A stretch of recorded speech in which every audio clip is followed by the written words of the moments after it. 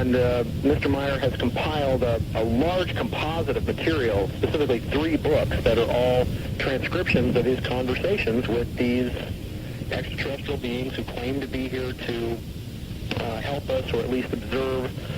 They've given Meier knowledge about planets in the solar system, the government, what's going on this planet, and where they see the future of mankind going. They're supposed to be a benevolent race that basically has either our best interest in mind, primarily because they feel that they apparently planted this race on this planet, and so they're like our grandparents, sort of looking after us. Right. So it's considered by most. It's a very controversial case. But why is it considered to have a high reliability factor? In other words, you said there were 150 witnesses to what? To the various sightings that Meier has had, to Meier physically disappearing on various occasions. Really? Well, Wendell Stevens saw him just vanish. Crowds of people have seen him just disappear.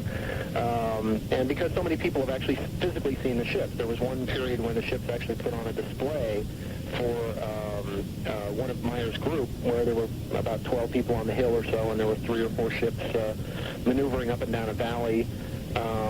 There was film and video footage of one of the craft, one of the UFOs actually involved in, I wouldn't call it a dogfight, but there was a Swiss jet fighter that was swooping the craft, and the craft was moving out of the way and disappearing and reappearing on the other side again. And it's just considered the best UFO case in the world, and the reason I was interested in making a film about it was just because of the fact that this is sort of the grown-up version of E.T. I think it's becoming very, very widely accepted now that there is something to UFOs, that there are races in the universe. Interesting, though. You mentioned that, and then you mentioned Travis Walton, and you did not mention Corona.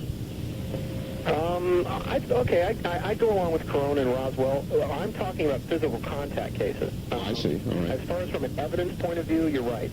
Roswell, Corona, but that's still going to remain a mystery because nobody was inside the ship. Nobody was actually there when it happened. There are physical bodies. There were reports by deathbed statements by General Ramey, who admitted that they were there, that the bodies were there, that they saw the craft. So that's a good case as far as something physically crashing and physical evidence, and here's the body. The Travis Walton case was an abduction that happened in front of a number of witnesses. Travis had an experience inside the ship and obviously lived to tell about it. And the Billy Meier case is kind of the next step, because now it's, okay, here we are. It's not so much a revelation as it is a confirmation. And here's what the universe is all about. And here's where we're going.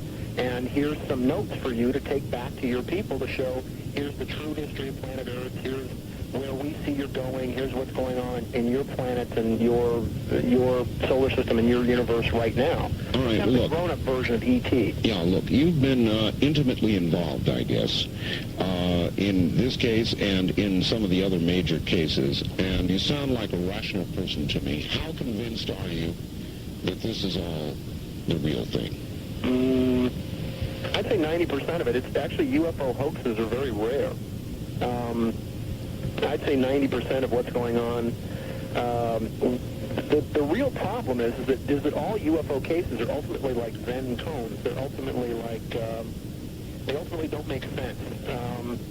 So many people find that when you're in a UFO case, you're investigating something, you eventually come to a wall. You eventually come to the end of the maze. Exactly. Where you don't know what's on the other side of the wall. And so many people, because of the way the mind works, instead of simply being calm and quiet about it, simply saying, well, this is what I know, this is what I know, and this is what I don't know, and then being quiet and allowing what you don't know to come to you, a lot of people will sort of run screaming out to the weeds saying that, these are the conclusions which I draw, and not realize that a lot of this stuff ultimately doesn't make any sense. Well, I have to say, though, the UFO community is slow, it seems, to declare something in its own realm to be a fraud. In other words, it almost hangs on to these things in almost a hope. Well, we're working on a great fraud case right now for encounters. There was a videotape that was circulating for a period of time. It was a 1-hour videotape that was a home movie of what appeared to be an actual alien abduction. And this thing was good. I mean, it was good. You had 3 brothers who were out in the woods who saw a ship little aliens walking around the outside of the ship. Guys run back into the house. They get guns. They shoot one of these aliens off the roof. Really? The alien falls down off the roof. Oh, they my. find the alien body in the house. The women are screaming. The men go out to get the truck to rescue everybody. The men disappear. The alien disappears.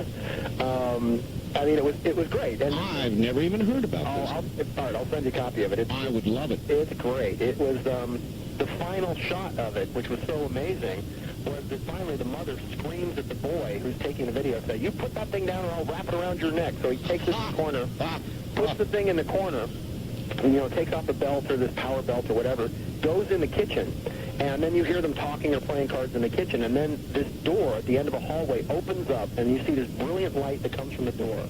And you see 3 alien beings, one by one, come out, turn the corner, and the third alien being stops, leans back on his foot, tilts his head, looks right at the camera, and the camera goes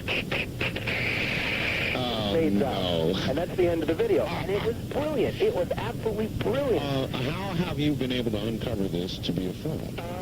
We did a lot of checking.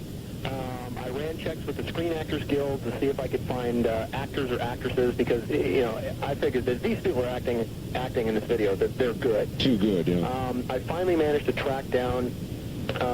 It was produced under a bogus production company, and there were all kinds of stories about this video. There was a story that in the one case that no one had seen the family, that they just completely disappeared. That the video was smuggled out of a Marin County police file. Company involved in it, but they only pretended that the video was fake so that they could copyright it.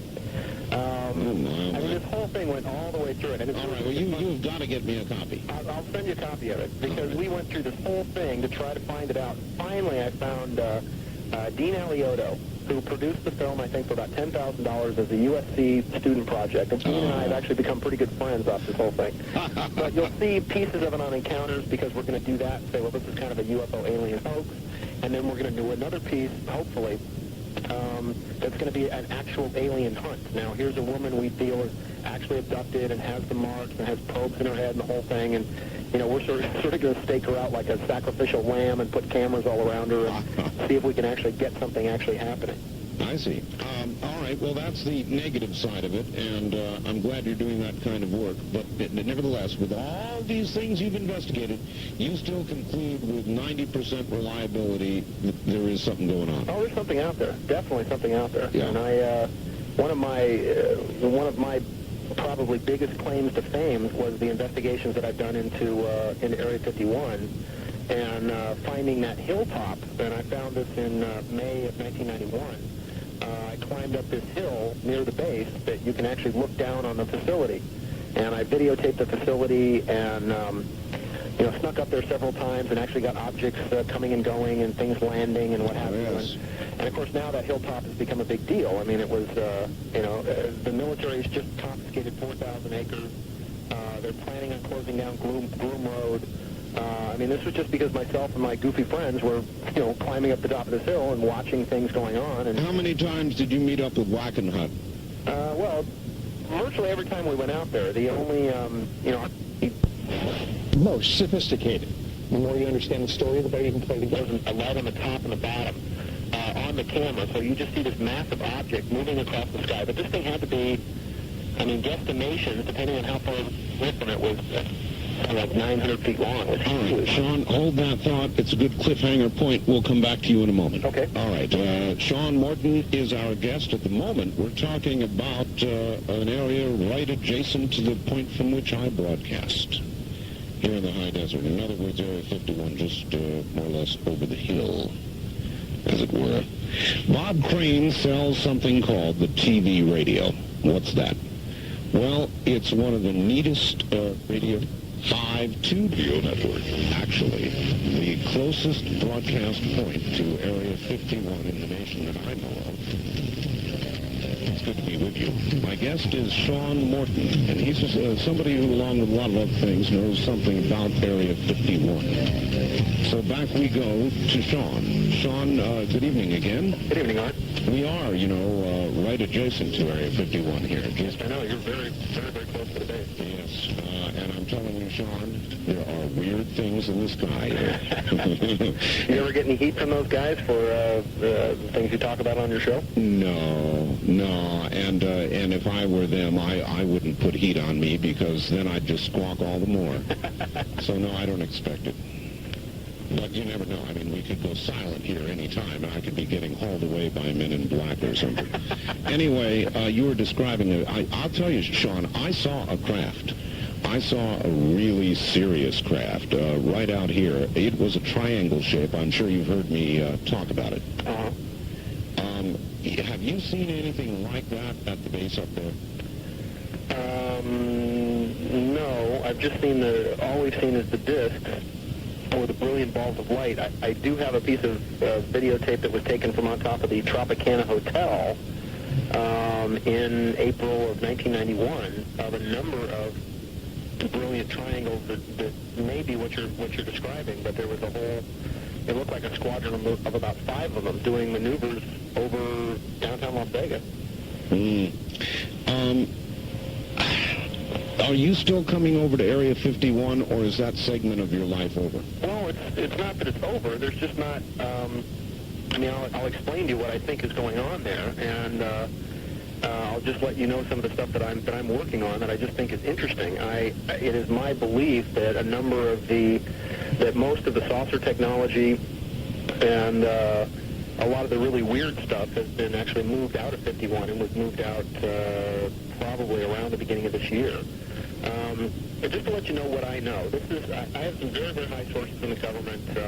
My dad used to be vice president of TRW, and he was a public relations director for NASA. And I've got 2 godfathers who walked on the moon. And my uncle Donnie was an admiral in the Office of Naval Intelligence. So I've got a lot of sources, guys who are ex-CIA and guys who are ex-ONI. Basically, if I submit my questions to them in a certain way, they can find things out and give me yes or no's and let me know what's happening. And this is, to the best of my knowledge, what's going on over there right now. The facility itself, as I said, Dreamland, or the box, or Area 51, or the projects, as it was also called, was under independent control for a period of time. Whoever was running it seemed to have executive authority. They could pretty much do anything they want, spend any kind of money that they wanted to. And, of course, many people have known about where the hangars for the saucers actually were. It was not at Groom Lake, but there was a road that went down from it about 15 miles or so over to an area called Papoose Lake. Mm-hmm. I also had a huge advantage, Art, as an investigator in the first part of this whole thing. Because of the fact that I had a number of people, or there were quite a few people actually running around saying that they worked at Groom Lake, that they had access to information, that they actually been to the facility, and I had access to being literally probably the only human being on Earth who hadn't worked there, who had actually physically seen the place, because I found this mountain that looked right down on the base. So for about 6 months or so, before I started letting people know where this mountain was, and before it became a massive Nevada tourist attraction, I had the advantage of being able to talk to people and say, well, you tell me what the base looks like, and you draw me a schematic, and you tell me what's here and what's there, and I'll believe you. So here's what I think was going on. What happened was is that when whoever these guys are, who seem to be above the military, who seem to have, or literally above our government, or most of the governments of the world, to have access to whatever this type of technology was, there were requests, formal requests, that came from the base to the Department of Energy, or the Atomic Energy Commission, that run the test site, and to the legitimate military at Nellis. I mean, not even the commander at Nellis could actually go to the facility during this period of time. Mm-hmm. And the requests were for them to turn off their radar on Wednesday nights between about dusk, about 6 p.m. and about 1 a.m. Well, of course, the military and the Department of Energy said, no way, we're not going to do it. And because of this lack of cooperation with whoever was working there, suddenly the saucers then began to test on the public side of the valley, literally below cloud cover, usually, because the best nights to go out there were Wednesday night from about 6 p.m. until about 1 a.m., and these things would literally test 50 to 100 feet off the ground. And they were flying right over our heads, and we were videotaping them, and the first time I'd ever seen a UFO in my life was when I was out there in February of 91, and one of these things swooped my car, and I chased after it with a friend of mine, And we got our faces nice and sunburned, and we're very, very ill for about 3 days after that with very, very high fever. And that's, and then I was sold. I was just hooked. I wanted to get out there as much as I could and take as much video as I could and tell all my friends about it. How good is your videotape? It's right up close. We've got I've got video of the base. I'll send you some of the stuff if you want, Art. I would love it. What about video of craft? What have you done? I've got a video that was taken with a 12 times lens from about in the middle of the valley that was probably hovering 75 to 100 feet off the ground from about maybe 4 miles away. All right. Which is not a lot when you're out in the desert. All right. What can you see? I can't see the video. You've seen it. You took it. It's a glowing disc. The disc itself, you can see it's a whitish blue color. You can see an energy field actually going around the outside of it. Mm-hmm. It seems to be actually creating some kind of bubble actually around the ship. And when you get very, very close on it, there seem to be, it looks kind of like a bat plane. You see kind of these weird edges on it. And it's hovering, and then it moves up into the corner of the video and does a little zip and then comes down. And as I said, it was my belief that this thing actually malfunctioned or it actually physically landed or something happened to it where it landed in the desert. And then I chased after the thing with my car, and of course there were security guys around it virtually right away. Do you think this is alien technology that we have acquired from them through some sort of deal, which is one story, or do you think this is our own technology? Well, it's certainly possible. I hate to comment on it because I don't know. I can tell you that the sources that I've had from guys that were guards, from guys that have actually been people at the facility, have said that they have seen alien beings at the facility. It is kind of, well, it's kind of weird because, I won't mention him by name, but one very famous scientist who came out of the facility, it's sort of unusual to see how his story has kind of changed from the beginning because my documentary team interviewed him in February of '90, where Joe Randazzo and Richard Kashansky interviewed him. Go ahead and name him. Well, no, because I don't like talking negatively about people on the radio. It's just not my thing. But he did claim originally in his story that he had actually physically seen alien beings at the base, and then as he became more famous, he then claimed that he never saw aliens, that he didn't see anything like it, and yet there was a story that he was working on a saucer, and that. All right, I don't remember any claims. I think that I know who you're talking about, and I think I've interviewed this individual a number of times. Yes. And I don't recall any claims, Sean, that he ever saw any alien being at all. Well, like I said, it's the original part of the story was that he actually on one occasion had actually seen something, and there were hypnosis transcripts which. I can't get you far into this because it's not a, like I said, it's not, it's not really negative. It's just, I believe his story. I think he's legitimate. I think that he's changed his story slightly from that there was alien technology and that he saw an alien on the base simply because, he got a lot more famous, and I think he was going for the credibility, and, he's doing a big movie now, and it just seemed to me as if, maybe that's why the story got altered for some reason. I think that I think that some very credible witnesses have actually physically seen alien beings at the facility. Can you go any farther with it? In other words, what kind of deal have we made with these aliens? Well, I can give you what I know as far as the people that I've interviewed. There seems to be kind of a timeline that's involved, and the timeline involved would be. Starting the beginning of the modern UFO era, which a lot of people think starts with Roswell and Corona, and it doesn't really, and this is kind of a fun story if people want to check it.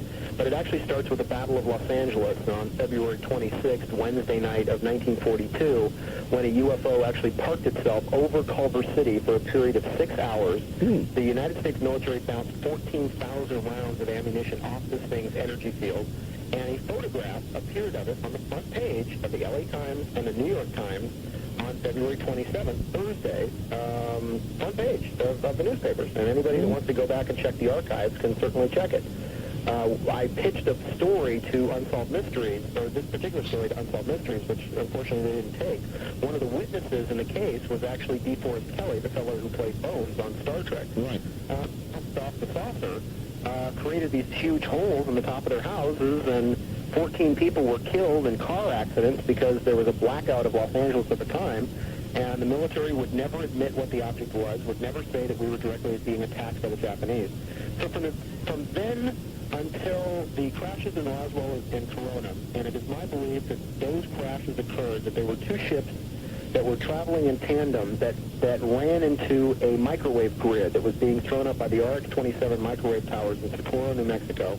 The microwave grid did something to damage the antimatter engines of the craft. One of them exploded, leaving all of the debris in Mac Brazel's field. The other one got a big hole in it from the other craft exploding, and then crashed in Corona. That we were able to actually pick up an alien being, that a number of them actually did survive. That the story then goes that from this, we made some kind of deal, that there was a trade, an exchange of ambassadors, so to speak. These creatures seemed to be at the end of a genetic breeding curve. They needed genetic material. They wanted access to this planet to come and go as they pleased, since we now had certain technology to actually shoot them down. And we pretty much fell for it hook, line, and sinker. And this whole thing began about 1955, and actually about 53. And then there's the whole story about Eisenhower, that Eisenhower was swept away from to Edwards Air Force Base during a golf game. That there was a meeting with Eisenhower with a number of these alien beings and the ships themselves. That apparently the scientists were just comatose. They couldn't imagine the fact that we felt that we had the highest technology anywhere in the universe, and now here these beings were flying their ships around, totally shocking our religious people and our scientific people. That there was an official exchange of ambassadors. Literally, that scene that you saw at the end of Close Encounters of the Third Kind, yes, supposedly actually took place at Area 51 back in 1955, at that big bowl-shaped valley where the Groom Lake facility was. The ship physically came down.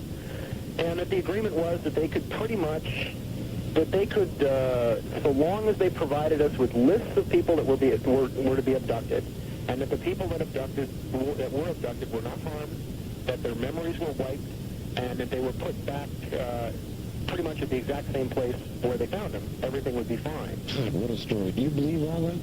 I'm about 90% sure that that's what's going on, and that that's what's happened. That there seems to be some kind of, I've worked with a lot of abductees, and they're picked up. They're not harmed physically. One of the reasons why we had so much hypnotic material coming out, but Hopkins' book and John Mack's book, has not been really because the aliens have been meaning to harm these people. It's because they haven't wanted them to remember the experience. So they put up a hypnotic shield, and then it's sort of like my pushing you out of an airplane, and you having the horrified experience of being pushed out of an airplane, and then hypnotizing you as if it never happened. The physical body has a cellular or sense memory of certain completely horrific events, and human beings react in a very funny way, and they get bothered by things, they see certain things, they begin to trigger memories, and they eventually begin to go psychotic because you've got this horrifically terrifying experience that's now being covered by the hypnotic mask. Trying to fight its way to consciousness. And now you're seeing, in all of the material that's coming out now on abductions, it's just become a mass phenomenon. The people, I guess what you can say, the scoffers or the non-believers will say, well, this whole abduction phenomenon is just the same, it's just leprechauns and fairies and goblins and ghouls. And, it used to be these things, and now it's just little green men. Well, my attitude is, well, if it used to be these things hundreds of years ago, and we're simply renaming the phenomenon, doesn't this show you that the phenomenon has been going on not just for 40 years, but possibly for hundreds of years? All right. You mentioned a kind of a genetic memory, and I'm beginning to feel that myself, Sean, that there's some sort of collective memory that human beings have. And lately, Sean, we have been getting prediction after prediction after prediction of disaster and trouble on the way, and a lot of people have the quiet sense, and I'm one of them, that something big is coming. Don't know what, just have a feeling that we're on the edge. And do you have that sense? Well, absolutely. And it's one of the reasons why back in 1992 I wrote my book, The Millennium Factor, because we're coming to the end of so many cycles, and there's so many things that are pointing to the next 30 years as being possibly the most heroic and yet the most tragic period in the history of mankind. Sounds interesting. Let's hear a little bit of it. In other words, what's coming? Okay, let me do this. Let me just finish off with the information that I've got on 51, because Sure. I figured you guys would be real interested in that. You're right. Okay, just to polish this off, and I'm going to be talking about this at the UFO Expo West tomorrow. What I felt was that because of the massive publicity, because of people like me going out there and physically seeing what was going on, because they were taking a lot of heat for what was going on out there, I got information that the saucers were to be moved in late 1993. That the saucers were to be moved. Area 51 was going back into the hands of the legitimate military, that they had in fact received a multi-billion-dollar infusion of funds. We were up there on the hill watching them extend the runways from, I think, about 3.5 miles, almost 5 miles, laying literally cable down into the runway so that it's wider, it's longer, and it's much stronger. There have been a number of new buildings that have gone up, and they've increased troop strength there probably by 50% or so. There's about 2,500 new guys there. What do you think they're getting ready to do? I think a lot of it has to do with the secret moon program. I know that we're going, the legitimate military is actually putting together a secret moon shot, which is called Operation Clementine. I think a lot of what has been going on with Groom Lake, and I know this is going to sound like a wild statement, but I can tell you that I know this for a fact, that we have bases on the moon. We've got guys up there. We've got stuff going on the backside of the moon. We've got 4 locations in King Crater, Tycho Brahe, Van de Graaff, and Tsaroslavsky. Those 2 are on the backside of the moon. Did you hear Richard Hoagland the other night? No, I haven't. I haven't gotten a chance to. I really want to hear what he has to say, and I haven't.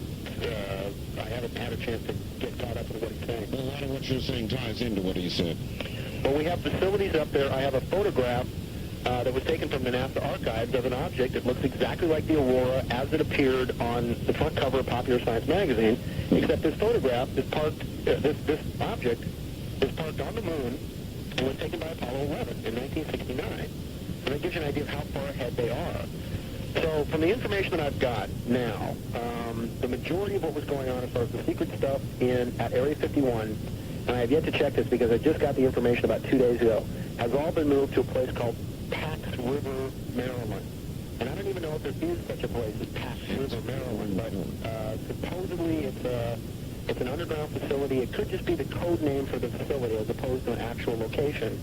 But that Groom Lake is actually going to become now basically back in the hands of the military, which is why, and this is the weird part, is that when they're testing saucers, I mean, they didn't care. They barely had any security out there at all when they were flying the flying saucers right over our heads. But now that they're flying stealth bombers and, YF-22s and, all kinds of really secret stuff, legit military stuff, now the whole military kicks into gear.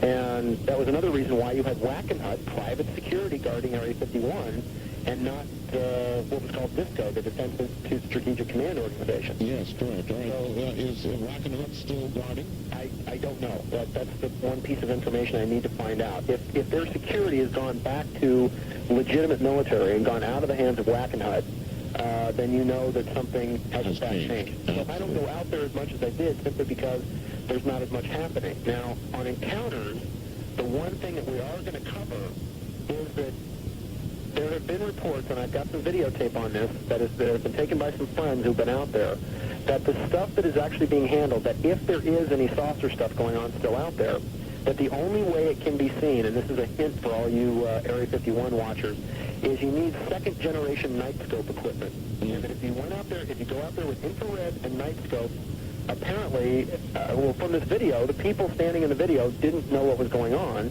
The camera was set up in such a way, there was a video camera with the night scope on it. No one was looking in it. It was just pointing at the sky. But there are these disc-shaped objects moving all around, relatively close. Some saucer stuff going on out there, and that would make total sense. If it's a surveillance and reconnaissance project, when whoever was flying those things didn't look like they knew how. I mean, they were zipping back and forth, and The one that I saw that was real low was sort of bumping into Joshua trees and what have you. Really? You think it was on-the-job training with new technology? It's possible. It would make sense. I mean, that's why they would test on a Wednesday, pilots, and the pilots were, usually out partying or getting drunk on the weekends or what have you. So Monday was the day that they would lay out the mission specs for the week. Tuesday was what they called nuts and bolts day, where they got to look over the shoulders of the engineers and make sure the gauges were working and everything was working right. Wednesday, everybody got together and bonded and sort of swapped stories, and everybody flew home. Boy, you know an awful lot about this. Well, because my dad used to do it. He used to work out at that facility, and they used to fly him down from Reno to go work there.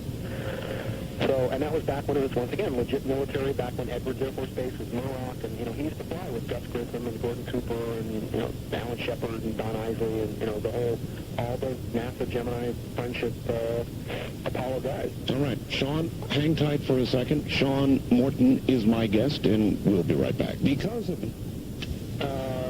Correct. I think a lot of the saucers, or at least the physical stuff, has actually been moved to, as I said, that site I was talking about in Maryland, and possibly a lot of things in Idaho. But I'm still working on it, and when I find out exactly where it's all been moved, then I'll start going out and taking a look at it, and this whole thing will start all over again. You think wherever it is right now, it is going to continue? Oh yes. Oh yes. Oh yes, and because it has a lot to do with, like I said, we've set up an entire moon program. I believe we do have bases that go back and forth to the moon. All right. On that note, we're going to have to pause for the news at the top of the hour. We'll be back. Okay. Sean Morton, stay right where you are. Everybody freeze. Here comes some information, and we'll be right back. Here in the news every day. This is Talk Radio 102 FM. This is a pre-recorded PC broadcast.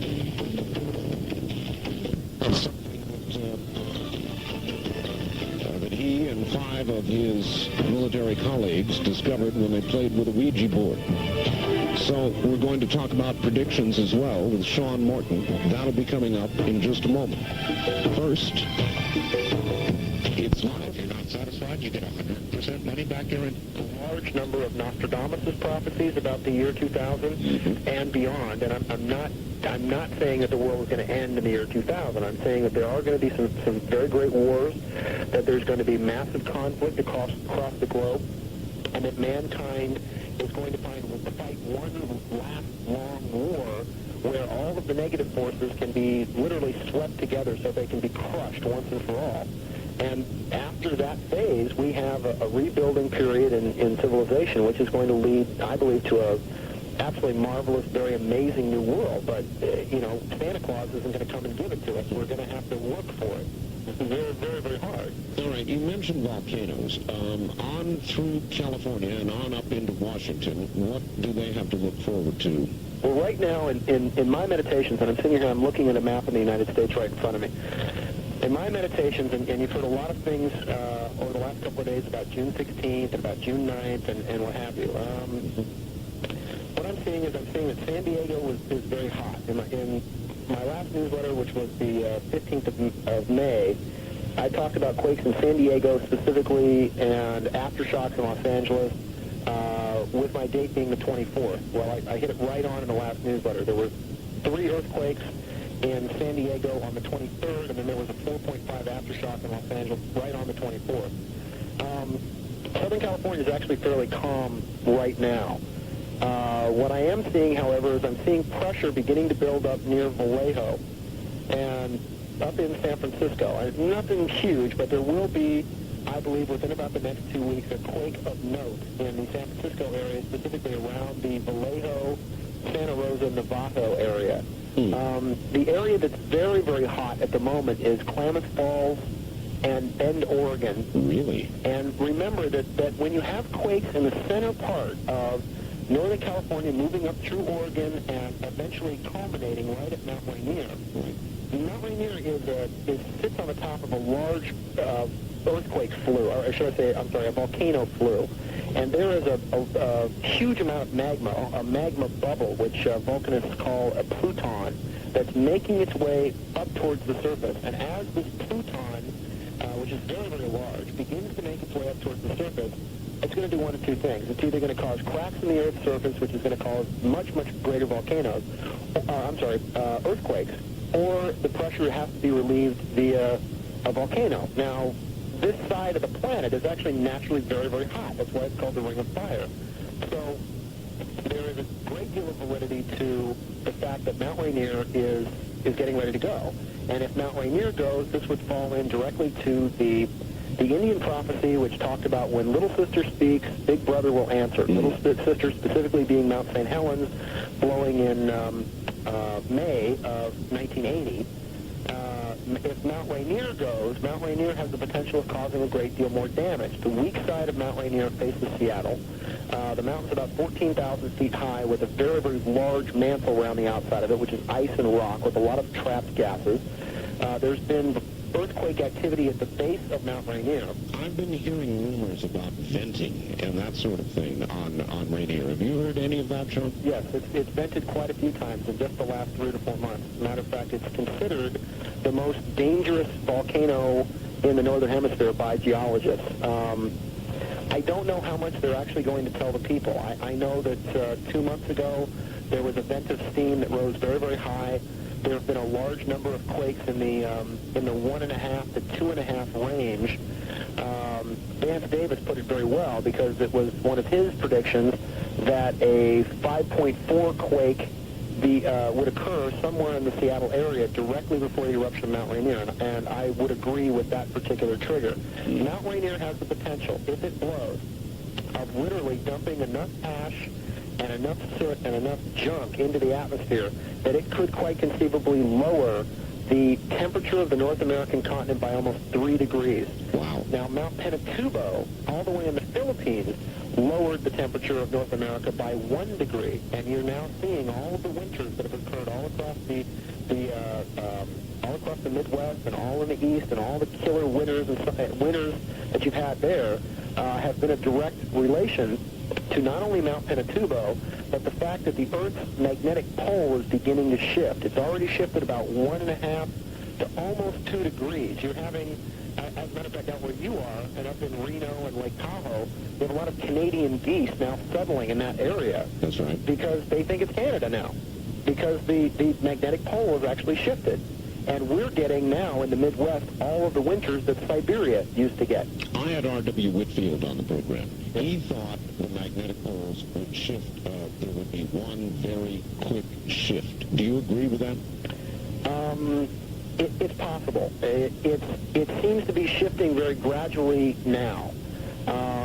However, there does seem to be, in what I see in my visions, I don't see the planet flipping all the way over as many people see. I don't think, unless there is a meteor, and the visions that I've had are that there is a meteor that strikes the Earth, but it's very, very far off in the distant future. Well, it's like 20... Do you know where it strikes? Or so. Pardon me? Do you know where it strikes? I'd have a vision that it strikes in the Atlantic Ocean, in the northern part of the Atlantic Ocean, and inundates Europe virtually almost immediately. All right. I've heard others say it will strike in Nevada. I just wanted to be sure that wasn't where you thought it was going to strike. I don't think so. I don't. I mean, it could hit anywhere, but... Well, that's true. All right, Sean, hold on. We're at the bottom of the hour. Sean Morton is my guest, and at least one guest who says it will not be Nevada. It evaporates in a meteor strike or whatever. For that, I'm thankful. We'll be back with more from the CBC Radio Network. 177579. That's 310-217-7579. And I have the Delphi Associates newsletter, which you can subscribe to, 12-issue subscription. We've also got the Millennium Factor, which I wrote, and then, of course, the Gulf Breeze Prophecies, which has Vance's predictions and prophecies. And that was written in '93, and then my book was written in 1992. By the way, you have reviewed Sean...